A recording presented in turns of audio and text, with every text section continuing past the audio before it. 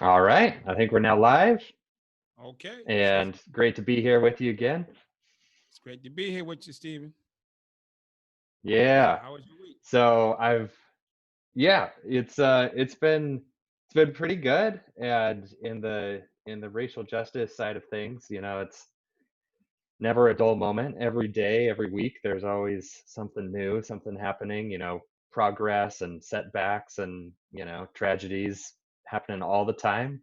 Yes. And I imagine yeah, it's a lot to hold, a lot to carry. It could be much more than a full-time job. And, for many people in the country, maybe you included, it's your life, right? That's how things are to be Black in America. You don't really get to escape it. No, I don't know. How do you I'm, feel about that? Do you feel like is that what they told us as kids is one of the reasons they selected Africans was because they were black, because they couldn't run away. That they had brought mm, indentured servants from Europe, but they were white people. And they were supposed to work for 7 years for their passage and stuff, and then they could get their freedom. White folks just ran off, and you couldn't catch them because they mm, didn't. There was no distinguishing mhm, features. Like, okay, there's a white. I had a white guy work for me. Where'd he go? So at mhm, least the lesson or the story they told us, part and parcel of the reason was couldn't escape. If you ran, we could mm, identify you. yeah, mhm, So, but man. Yeah, as so far that's as being here, it's just you're just, you're aware every day that you're black in America. I've been black in Africa, and I go outside in Africa. It's the complete opposite. I was in Ghana. I've been mm, Liberia years. I get up and go outside, and 95% of people are black. So the issue isn't being black; it's being black in a predominantly white country. yeah, yeah, exactly. Of course, yeah. I mean, it's the whole history and systems that we've set up to make that distinction one that has had such historical baggage and continues to this day to single people out as marked or suspicious or The targeted marked and by suspicious, extra force. the marked and suspicious is addressable and fixable. There was a time when we were deemed we couldn't think, we couldn't do things. Let's use sports as an analogy because everybody gets sports. We weren't allowed to Hmm. play baseball with white people because for some strange reason we were inferior. Lo and behold, baseball is now 60% black and Latino. We weren't allowed to Hmm. play basketball for the longest of times. For the last 40 years, the best basketball players all been black. You know what I'm saying? And same thing with any other Hmm. sport. Football. Oh my God, we couldn't play football. I watched a story, I think it was called Midnight Hmm. Express or something. It was a guy who played at Syracuse after Jim Brown. It was his life story, and he died of some crazy disease at the end. But when he played for Syracuse, he wasn't, they played in Texas. It was against the rules for him to score a touchdown. He had to fall down on the 1 yard line. What? If he scored a touchdown What? in Texas, it'd be a riot. And the first couple of times they Jeez. played, his coach was like, man, take a knee. You get to the 1 yard line, fall down. White folks are like black folks scoring around here. In one game, he scored the Mm, touchdown, started a riot between the players. mm, Everybody, how dare he? So, and it was just like, that was the era. That was not 3,000 years ago. That was in Jim, he was post Jim Brown, who's still with us. And you just, mhm. we weren't good enough. We weren't good enough. We weren't good enough. I'm not gonna mention Tiger Woods, but we weren't good enough. Then in all these different spaces and places, lo and behold, we're good enough. So it's not about Yeah. can we compete. The equality argument is, will you allow us to compete? Will you give us Mhm. a fair shot at competing? Yeah. Yeah, it's interesting in the sports realm, maybe because, it's a game and it has rules and it's kind of it's more objective than the way people get ahead in most other areas of life in business or in politics and things like that. Because in sports, you just have to be good at the sport. And if you're No, good, it's hard no, to deny it. no. You weren't allowed to play Mm. baseball if you was black. Didn't matter how good you Yeah, were. yeah. No, no. You were Well, of just course, of forbidden course. from playing baseball for the premise of being black. Or Right. Latinos weren't even thought of. Blacks can't play Major League Baseball. You got the Negro Leagues. Hmm. Blacks can't play in the NBA. blacks couldn't play in the NFL for a long Hmm. period of time. So what happens Right. is it wasn't based on how good you were. That came after the fact. The initial fact is you're black, you can't play. Right. And Of course, I knew that you were barred from playing in so once we in the got first past place, the but bar and was given an hmm equal shot, then it became okay. It became based on merit and skill, and it hmm turned a whole new leaf. Now, oh my God, hmm now it's comparison. So for I don't know how many decades, there wasn't fair, it wasn't a fair playing field. right. So it's the same thing Yeah, in and life and I in was business. Good. yeah, and the thing is, in these other domains, in business, in academia, in politics, if you're trying to succeed in those areas, the standards for success are less objective, and so I feel like there's more room for bias, racism, and sort of these other systemic factors that hold people of color down in the country. They're easier to implement by Right. sort of the power structures that exist than they are in sports, where it's more like you can run that speed or you can't. You can score those points or you can't. Whereas in these other areas, there's just like more wiggle room. It's sort of this softer, fuzzier No, path to I success that think I it's the think makes same it thing. easier for racism to play a role. No, well, racism still lives in sports. There's very few black Hmm. GMs. There's very few black Hmm. Hmm. managers or coaches. For all the black Hmm. players who are all out here playing, they can't seem to turn into coaches. The white players can turn into coaches. The black players can't. Hmm. So it's Yeah. now okay. We had to let you on the field, but we're not gonna let you make decisions. Hmm. So you Yeah. can't be the coach or the GM. Right. Now 90% of your team's gonna be black, but you can't be the coach or the GM. And then you look at Hmm. ownership, Hmm. ownership of all of football, all of basketball, well, one basketball team, all of baseball. Majority, if not 98% of all major league sports teams are owned by white folks. I'm not against that, Hmm. but why? Because they had the ability to buy them years back. And in all the companies that sales that went up for sales, there weren't one black person that was qualified to buy a team. So I mean, I Yeah. loved I don't know. Mr. Stern when he was with us. He was the best manager. He was the best commissioner of any sports team I've ever seen, sports league. But he didn't, other than selling one to Michael Jordan, which was like a kind of no brainer, and Bob Johnson before him. You're telling me there's no black people in America that can afford a sports team or want one? There's no Hmm. black candidates Hmm. that can be GMs or coaches? I think is five or less in football. But that goes Yeah. to, so it doesn't have to be fuzzy. It's just like what it's not gonna pick you. It's not even Hmm. we're just not gonna pick you. It's that simple. Right. We're just not gonna Yeah. pick you. Yeah. Yeah. So what else in this past week are there? I've got a few things, I can some questions I've got lined up, but before we do that, was there anything else you want to make sure we touch on today, or any solutions you found, progress you've been working on, things you want to share, make sure get out there this week? This week, I mean, I'm still getting many calls from my white friends and business owners. And I just became reaware of corporate social giving, that every major company Hmm. has a social giving department. I had it on my piece of paper. Corporate giving, Hmm. or they have a foundation of Corporate some social sort, responsibility. Yeah. cultural social response, and they've had these for decades. And I've known about them. I just haven't been clued into them lately. So I talked to a company today. And they're like, "Listen, they're well over $100 million a year company. They're like, we want to make an impact. Our social giving has been making an appearance, but it hasn't been making an impact. So they've brought me on, or they're in the process of bringing me on, for the purposes of having their social giving department actually make impact." And so Hmm. I was like, that's going to make a difference. I can go, me and you can put our money together and go save an elementary classroom. This company can save a school district. And if they Hmm. do it right, Yeah. then other companies just like, oh, that's how it works.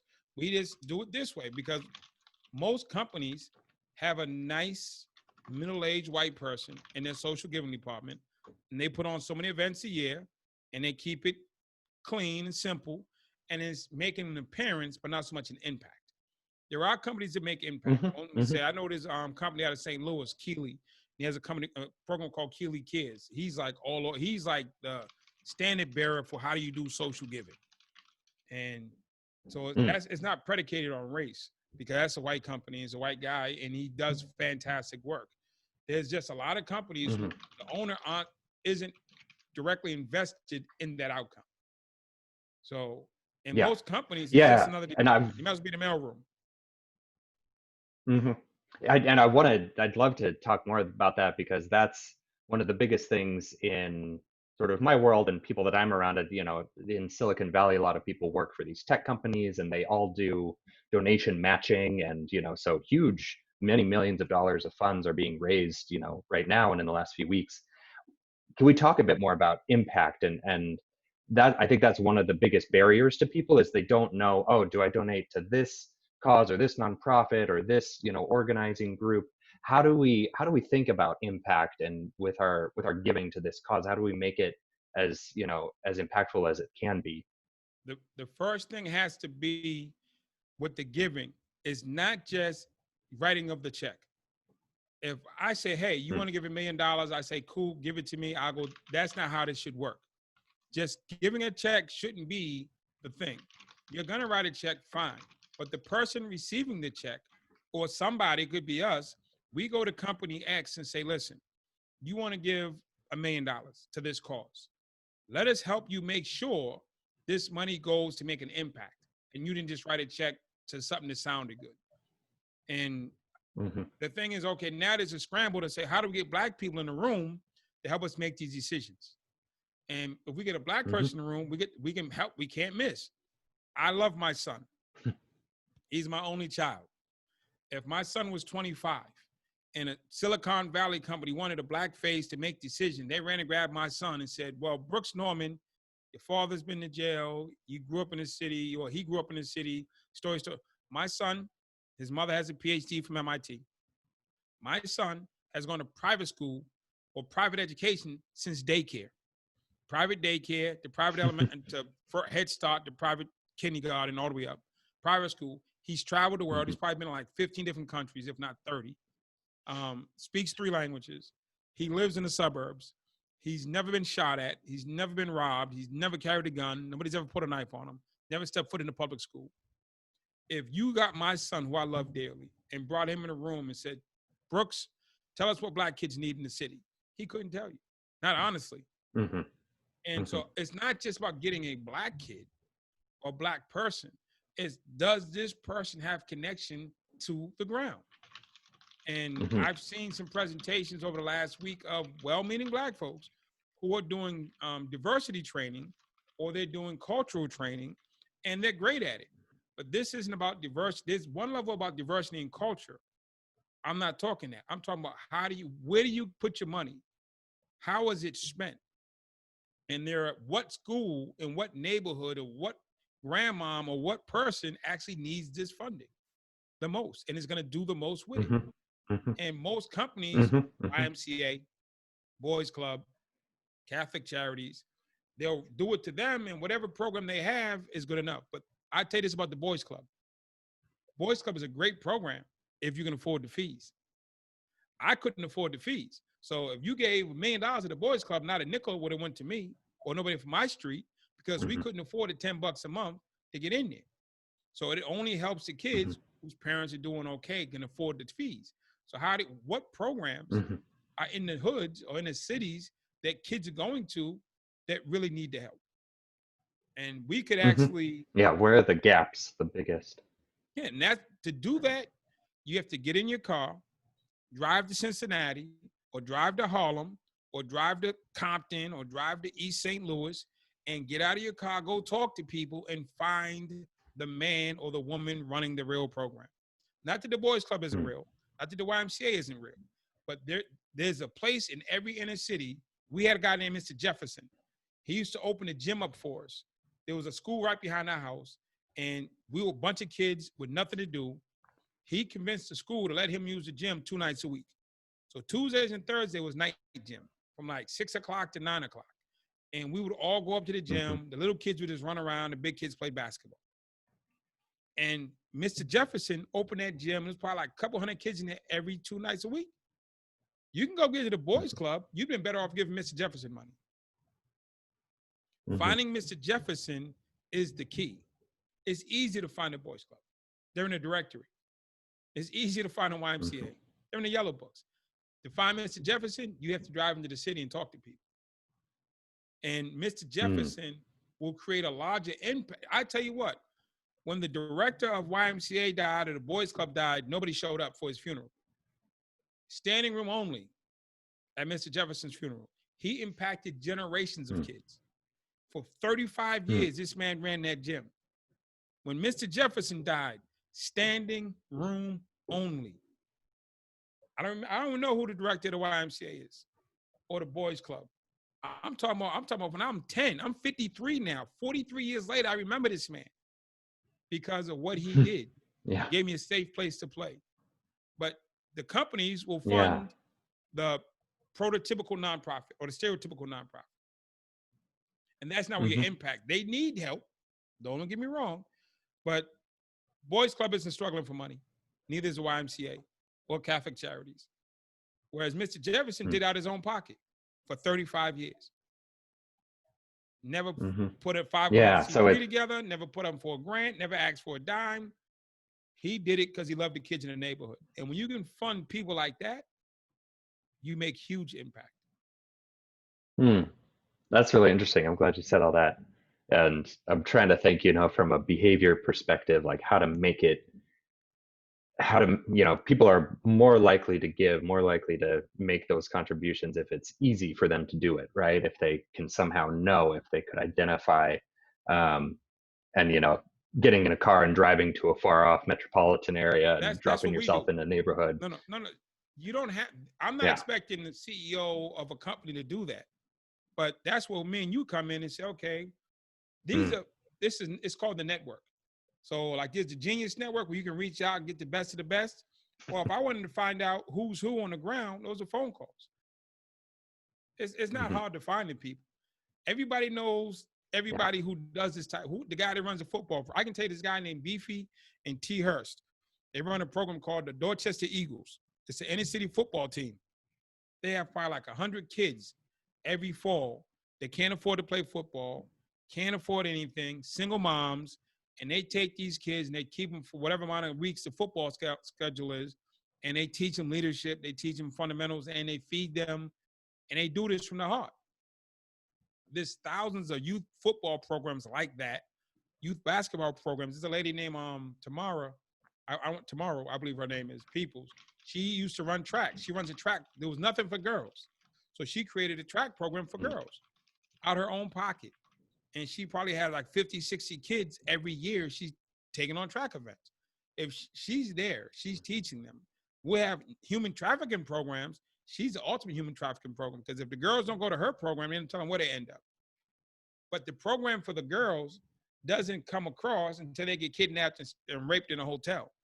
Why can't we give this Mm. girl tomorrow the money to run her track program to keep the girls out of the hotel? Mhm. Because Mhm. you can't be the city. Yeah.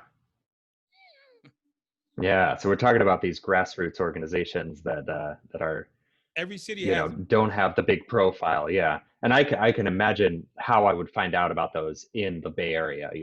How Just about knowing this? people and knowing people Serena who and work. Venus Williams came out of a local tennis program.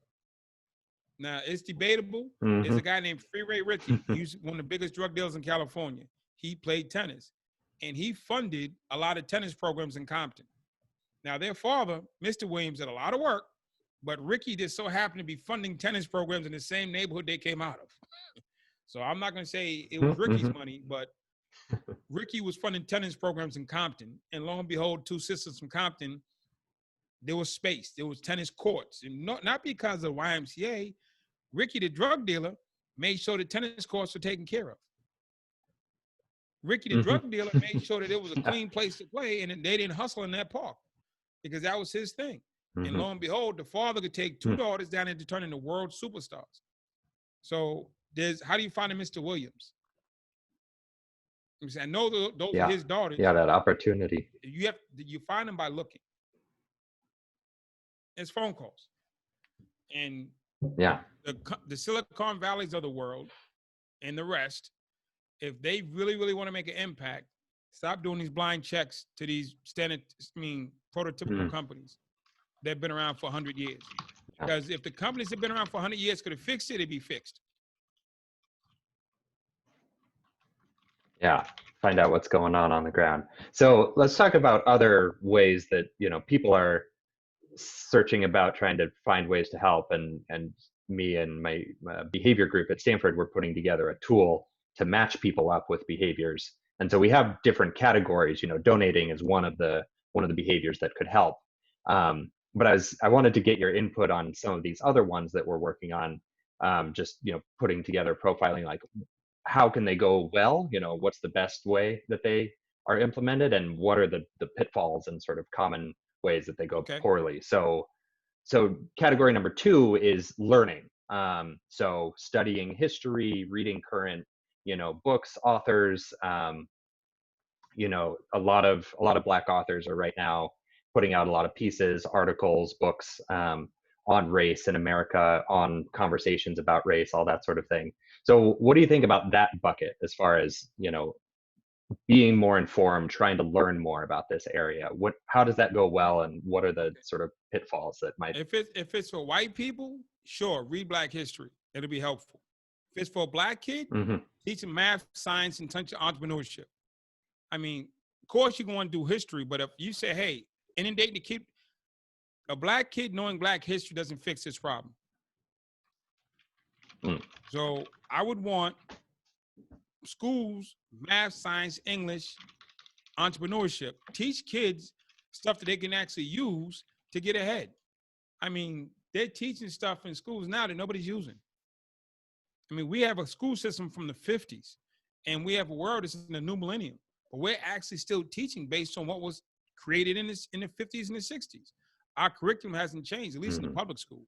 The private schools have sped up, but I would not focus. If it's for white kids, introduce them to the culture, great thing. If it's for Black Hmm. kids, get them up to speed on the basics, Hmm. because they're not And for adults too, you know, people. for adults. Yeah, Hmm. no. If you're an adult and you want to learn, picking up a book is safe. Go volunteer. If you don't want to volunteer someplace, this is what you can do as a white person in America who wants to understand. The easiest thing to do is go find a Black church. Just go sit in the pews. Go every Sunday. Just sit in it. You ain't gonna talk. It's the safest place on the planet on a Sunday. Go to a Bible study. Go to a prayer group. There's thousands. If there's nothing else, there's thousands of Black churches. Go to a Black church, and they're safe people. The Christian people are super safe, and they'll be welcoming, and you might have something in common. You know what I'm saying? So if you just want to know Black people, go see Black people. Mm. You That's a don't good have one. to I have YouTube us. yeah. You don't have to YouTube us. If you don't Yeah. go to any Black church, they have the mega churches with 4,000 or 5,000 people in it. They got small churches with 20, 30 people in it. Whatever you feel comfortable, just go. There was a guy in South Hmm. Carolina. He wanted to kill Black people. Asked me where he went. Black church, because he knew they'd be there, and they Hmm. knew they let him in. He couldn't have walked up on the block with 5, 10 dudes selling crack with that. They'd have smoked him off rip. He went to a Black church. They welcomed him in. They prayed with him, have a seat, and then he shot him. So the Black church is extremely welcoming to all people, and you don't have to join or anything else. You just go sit in, and you can have small conversations that you feel comfortable. But Hmm. engage. Yeah, and it goes back to the community too. You learn about what's happening for real Right. Then people we in your have meals neighborhood, after in your church. area. We have meals after Hmm. church. Do that. Let your kid go to a Black Bible study. Black Yeah. church, All right. children's church on Sunday. Let them go in there. There are some big churches. I'm going to a church this weekend called Redemption. It's in Greenville, Pastor John Gray. It's a mixed church. So there's white and Black people. So it's not like 100% Black. There's no more 100% Black churches. So that's an easy place to engage. Hmm. Or at least All just go right. get the How vibe. about? Mhm. How about next category of voting? Local, state, federal. Making sure you show up to vote. And for all these things, I am thinking mostly sort of for white audiences who want to be helpful, who want to do better in If this white in people this want to area. talk about voting, the first thing white people can do for voting is make it fair. Let's make voting like staying alive fair. Right now, Yeah. in this country, if you've been arrested in certain states for a felony, they take away your right to vote, And we which talked has about that nothing one to do last time. with anything other than voter suppression. You're taking away my rights as an American citizen because I stole a car when I was 17. So for the rest of my life, I can't participate in the democratic process. If that's not targeting, nothing is. So first, I need white people to make it fair. Let's eliminate all these you can't. Now, while they're inside, is debatable. But once you step foot on soil outside of a prison, you should be allowed to vote. But there's a large group of people who say there's 700,000 people who come home from prison every year. Florida just reenacted or reinstated like 1.6 million people. That's a swing vote in the governor's election. That's a swing vote in the presidential election. That's a swing vote for Congress and Senate. So if you're a Republican, most criminals aren't, you don't want that at one level. And if you're a conservative and you want a Republican person, you're not in favor of that one level. So you're going to deny me my rights to keep it the way you want it. How about we use the system as you created, one man, one vote. That was good when we couldn't vote. But now that we have the license, the legal right to vote, how do we make it so they can't vote? So we incarcerate them. And then while they're incarcerated, we take away their rights before they come home. So that's sort of policies, right? That's pushing for that's elected representatives to. So it's laws at the state level or at the federal level. State level. Okay. Yeah. So if white people want to impact voting, make it fair that all American citizens who are in society have the right to vote. That's the best thing white folks could do if they want to do something. Don't pick a candidate for me. Just give me my rights, then let me do me. Yeah. How about sort of have this category of supporting, like buying from Black-owned businesses, or just sort of standing up when you see racism or injustice, or racist jokes or things like that. These sort of categories of general support. I mean, that speaks to the integrity of the person, and it speaks to the crowd that you're in. If you're with people who make racist jokes and they're funny to you, then you're a racist. I mean, you don't have to like punch somebody in the face or yell at somebody. You can vote. You can show your support by just walking away, not participating. If something happens and I'm not in it, I'm not in it. I walk away. I might not stand up and like grab a flag and a sign and stop berating people. I'll walk away. Say I'm with some Black friends and they're doing something I don't agree with. I'm not going to, in front of everybody, call them out. I'm going to leave. And later on, I either call them or go see them, but like, listen, bro, and what you was doing, I ain't with that. That ain't cool. I'm saying, so if that's how you want to live, that's fine. But please don't do that around me. I'm saying, we good. I've known you since we were little, but please don't do that around me. I'm not telling him he can't. Like I said the other day, you have the right to be racist. So, but I'm going to tell you, you can't do that around me. If you want to smoke weed, knock yourself out. Not my house. You want to smoke cigarettes? Knock yourself out. Not in my car. I'm saying, so some things are not acceptable. When I go out and I take people out, I won't buy alcohol for me or you. Don't order drinks on me. I don't buy alcohol. Now, I have no problem with you drinking, but I'm not paying for alcohol for somebody else because I won't buy it for myself. Yo, Dre, I'm taking me to dinner. Yep, no alcohol. My wedding, alcohol free. Because that's how I live. There's a lot of people at my wedding mad. I said, know something? Go to somebody else's wedding. Now, I personally, as far as if I'm not going to drive all the way across town and go to a Black store.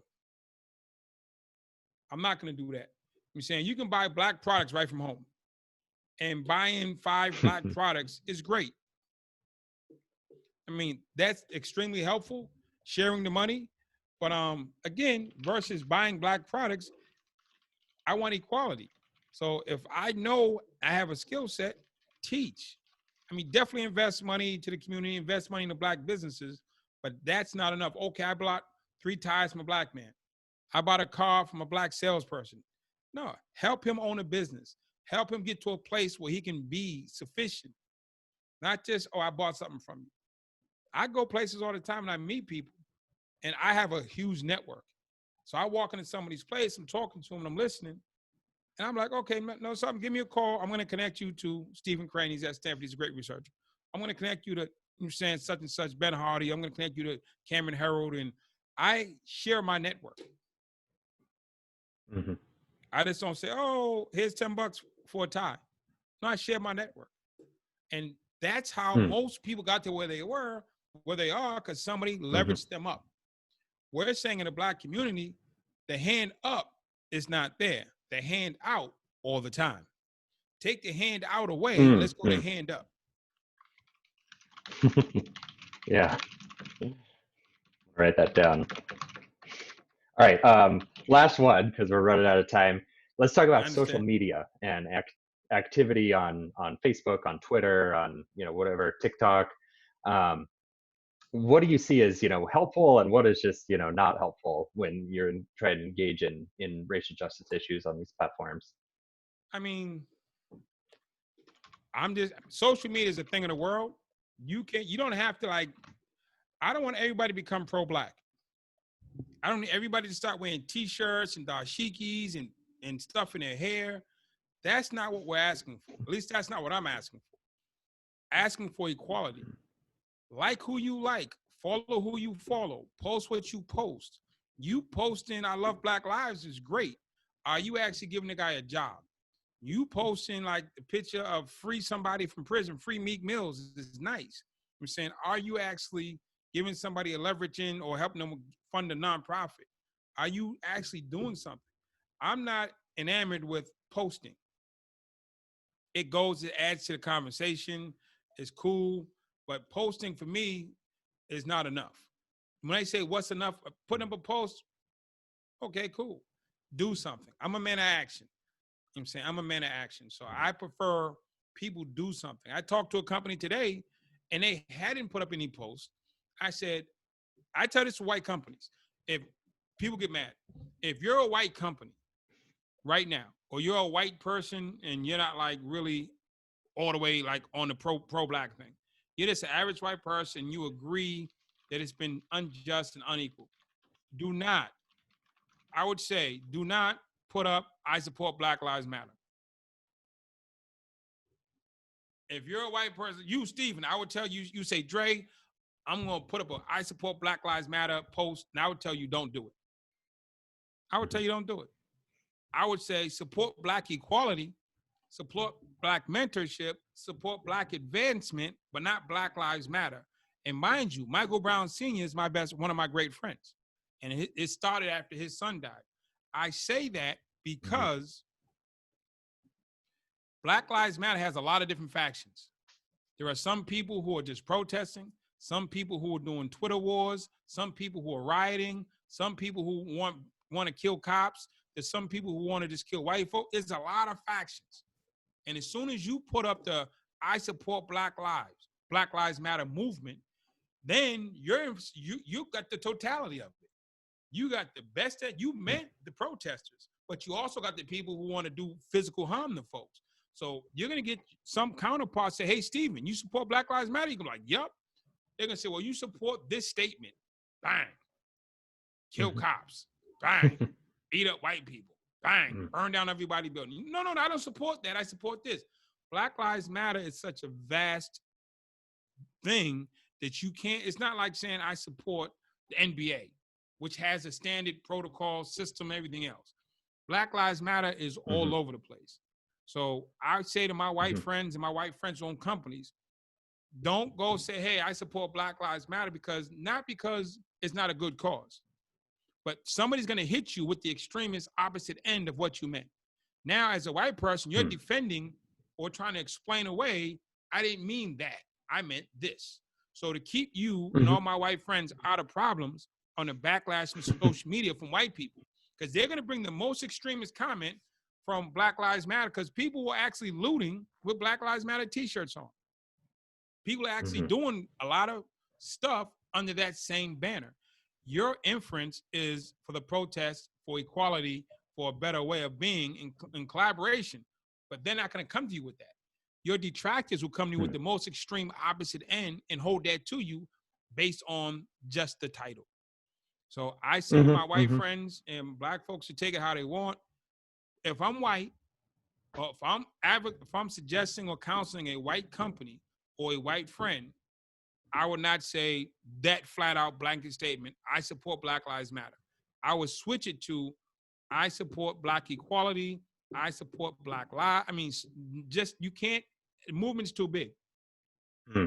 Movement's too big with too many pieces. That's interesting. Yeah. And you would get hit in the head if they choose to, if somebody chooses to attack you with the extremist end of it, you can't defend it. Yeah. Yeah. It's hard to anticipate, who's reading it, how they'll respond, what they're going to read into, whether it makes any difference at all for them, that you posted it or not. So it's tricky territory, but I'll let what you said just stand. And no, it's not tricky. If somebody doesn't want to support somebody doesn't a racist, this make me a white racist, and I don't like black people, and I definitely don't like Black Lives Matter. So I'm going to find the most extreme comment ever made by somebody allegedly in that movement. And then when you say I support Black Lives Matter, I'm going to bring you their statement. This is a statement from Black Lives Matter. Do you support this? And if it's something really off the top and all the way, you have to say no. But that's not what your statement says. Your post says you support Black Lives Matter. Well, this is Black Lives Matter. And now you have to backtrack and explain what you meant. And nobody's hearing the backtrack. Nobody's hearing the side notes. So, well, is that an opportunity though? That's a conversation you get to have with someone who maybe is actually open to, to learning, and maybe that's all they see about Black Lives Matter. Yeah, but maybe is it so bad to open yourself up? I mean, if you want to be open, I mean, my suggestion is I support equality for black people. I support a fair playing field for black people. Now, nobody can argue that. And that's not attaching yourself to a movement that doesn't have a clear, precise agenda. So I personally am not attaching myself. You will not see Andre Norman at a march holding up a sign. That's not how I contribute. I go into a prison every day. I talk to people in real time. That's how I contribute. Now, I go to a rally and speak all day. I'm a speaker. I'm not a sign carrier. So people, Andre, you won't carry a sign. Well, that's not what I do. I contribute in other ways. But I definitely 100%, I get Black Lives Matter. I understand Black Lives Matter, but I don't support looting. I understand why they're doing it, but I'm not a supporter of looting. So when I make this statement, I support Black Lives Matter, that's where you get, since it's been called all or nothing, you support it all or you support none of it. And there is some spaces. So in the interest of not having to get run over by your white counterparts, then I would it's not even play it safe. It's called play it smart. So you can support the cause. Yeah. The cause isn't Black Lives Matter. That's just the slogan of some sisters who put up a website. That's not the movement. Like civil rights wasn't just King. You can support civil rights and not talk to Martin Luther King at all. So civil rights is synonymous with him, but it's not him. So Black Lives Matter, I appreciate that distinction. is not synonymous with holding up a sign or marching in the street. I'm a Black Lives Matter advocate all day long, but I'm not an advocate for all parts of the movement. I will not be signing up to be looting or burning anybody's store. But but it's different for black people who say they support. But when white folks jump out, there are people looking to say, oh, you're a sellout. Oh, you're an extremist. Oh, you're anti-racist. I don't even like the term anti-racist. I told you, be a racist. I don't care. Just go live in Montana, be a police in the suburbs. I'm fine with you. But no, I say it not. Because it carries too much stuff. It carries way too, I would hate to see my friends get hurt by an extremist white guy who could come up to you with this quote or this video of Black Lives Matter people saying some things that are extreme. It's like the Tea Party came out. Republicans were trying to distance themselves like crazy. Right now, every Republican in the country is running from Trump. Hmm. I mean, Trump is one. I mean, Trump has been more pressure on the Republicans than Democrats. How often do you hear people say, "I'm not with Trump. I don't agree with him. I'm Republican, but I don't agree." They all day long, they're like, "What did he tweet now?" They're Republicans, but they don't agree with his tweets, and they keep getting asked, "You're a Republican. Do you agree with what Donald Trump said this morning?" Every day you come out your office, it's like, "Do you agree with the president?" You know what he said? Shithole country. Or boom, boom. And like, come on, man. I'm a Republican. I don't support Trump. Not all of that stuff. And that's what. So I'm a Black Lives Matter guy, but I don't support all of that stuff. So they're trying to find a way to give Trump his own party. Yeah. Well, we'll see about that. Andre, I appreciate it so much. Thank you for all that discussion and nuance and all your contributions, which I know you're working on every day. Yeah, well, we're steady mobbing. But Yeah. we need to find a way to help these companies reach out and create impact on the ground.